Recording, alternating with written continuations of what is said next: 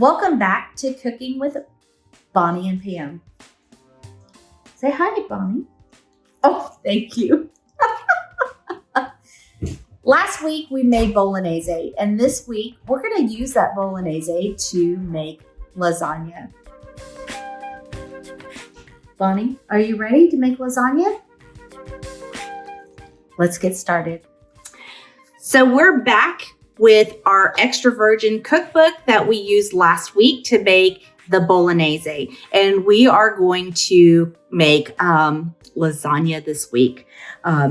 So the first thing we need to do, since we've already made the bolognese, is make bechamel. Now, I know a lot of you, maybe you've had lasagna that's made with ricotta cheese, or maybe you put cottage cheese in it. This lasagna is actually going to use no cheese except for Parmigiano Reggiano. But we're going to use a bechamel sauce, which is how it's made traditionally in Italy. And it just gives it such a creamy taste. Overall, it's so much better by using the bechamel sauce. The sauce is so easy to make. Does not take long at all. So why don't we get started? The first thing that we're going to do is we're going to get, and I'm doubling this recipe just so that you know, because I'm going to make one for my family and friends today, and then one to take with me to visit my daughter tomorrow. So I'm doubling my bechamel sauce because, as you saw last week, the bolognese makes a lot. So I'm making 2 lasagnas today. So the first thing that we're going to do is we're going to take, if you're only making one, you're going to use 2 1/4 cup of whole milk. Now, for you, those of you who are health conscious, I've never tried it with non-fat or low-fat milk. I've always used the whole milk, so you can try a different version. I'm sure it'll be fine. It may be a little thinner than you might want it to be. I have used the lactose-free milk, and that has come out just perfectly. Now we're going to add this to a pan, a small saucepan, and we're going to heat that up and get it nice and warm. So let's get going. Okay, we're going to warm the milk over medium heat. And then in my skillet, you're going to add 1/4 of a cup of butter, but because which would be half a stick of butter, but because I'm doubling this recipe, I am going to add a full stick of butter. So I'm going to add that to my larger pan here. And then I'm going to melt that as well over medium heat. And while that melts, I'll have a nice glass of white wine. And Bonnie is going to take a nap. Now that the butter is melted, we're going to add our flour. If you are making 1 lasagna, you're going to use 1/4 cup of flour, but I'm doubling this, so I'm using half a cup. And then I'm going to use a wooden spoon and mix this together. You don't want your temperature to be too hot because you don't want to burn your flour. And we're going to do this for about 5 minutes, stirring every once in a while. One of the things that I'm looking for as I'm making this roux is when you first put the flour in, you're going to smell that flour pretty strongly. So I'm looking to make sure I don't smell the flour because you really don't want your bechamel to taste like flour as you make your sauce. The roux is coming out nice. Just a couple more minutes and we're going to add this warm milk and we'll whisk that in. Okay, we're ready to add our warm milk. And as we do this, we're going to whisk this in.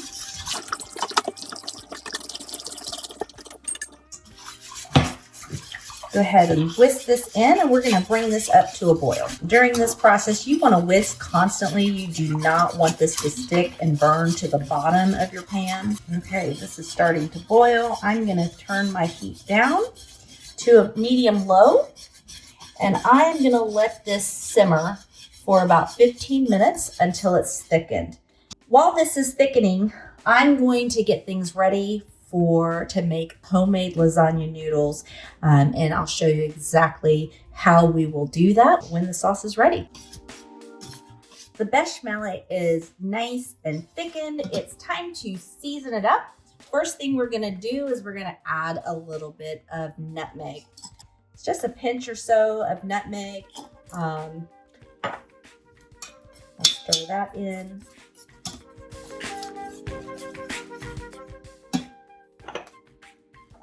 I'm gonna add some salt, sea salt.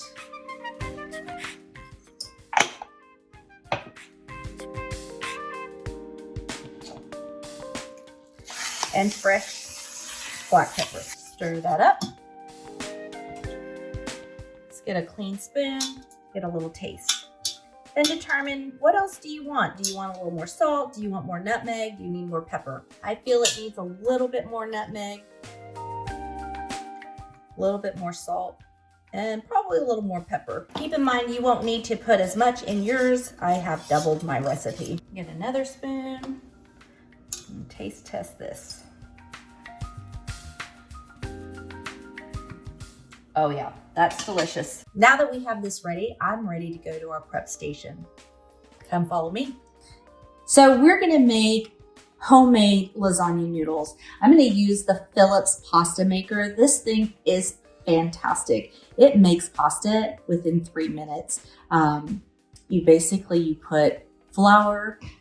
Sometimes I use egg depending on the type of pasta that I'm using. So if I'm making spaghetti, fettuccine, the pasta that I made last week, tagliatelle, I will make a durum pasta, which I use egg, water, and flour. And the flour that I used last week was all-purpose flour and semolina flour. For my lasagna noodles, I'm using all-purpose flour and water. And that's all.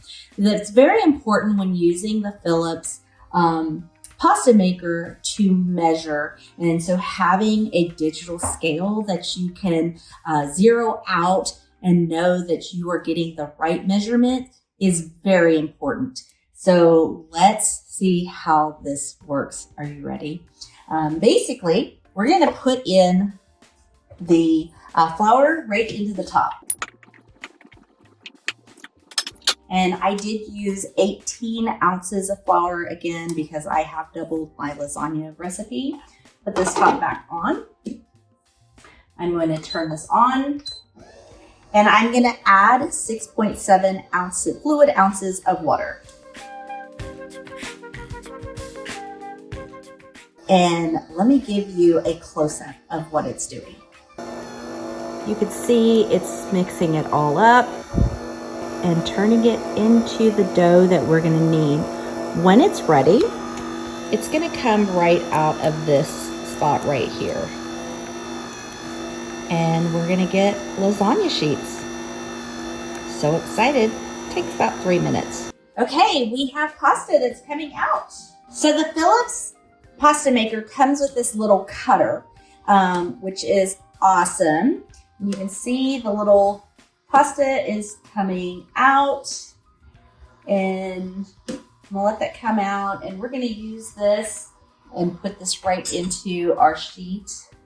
As it's coming out, I'm going to take our Bolognese and I'm going to put just a little bit at the very bottom. By the way, before we did this, you want to make sure to butter the bottom of your pan. Okay. And here we have a nice lasagna sheet. Now, you don't have to make fresh pasta. You can buy the no-boil noodles for this lasagna. Just make sure they don't overlap. Now that we have our first layer of lasagna noodles down, we'll put a little bit of bechamel sauce on there, just about 3/4 of a cup. Don't need a whole lot. I'm gonna do our layer of meat sauce.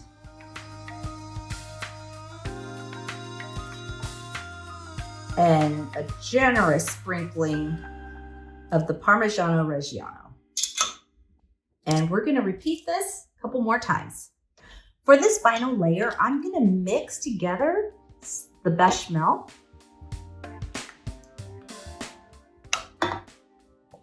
and my meat sauce. So I have a nice creamy consistency here, and I'm gonna put this on the top.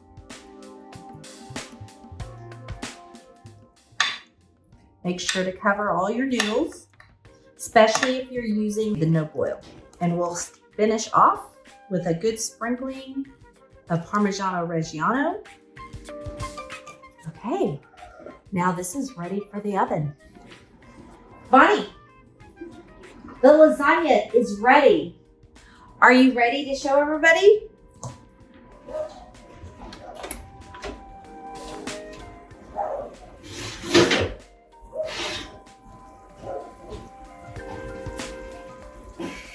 So here is the fresh lasagna, nice and bubbly. We're gonna let it sit for about 10-15 minutes to let it settle and cool. So when we were in Italy, one of our favorite vineyards that we went to is I Balzini. We just love them. They are a super Tuscan. So this is what we're going to be serving with our dinner tonight. We've got our good friend here to enjoy our lasagna with a side salad and homemade bread, which I'm going to pop into the oven. So we're excited to try this. The way we found this vineyard is through a wine guide named Francesco. So if you ever are in Tuscany and you need a wine guide, he's fantastic. Definitely let me know. I can give you his contact information. I hope you enjoyed today's cooking show on making lasagna. You can see Bonnie is thrilled. She will be sitting at the table very soon. We will see you next time. Bye.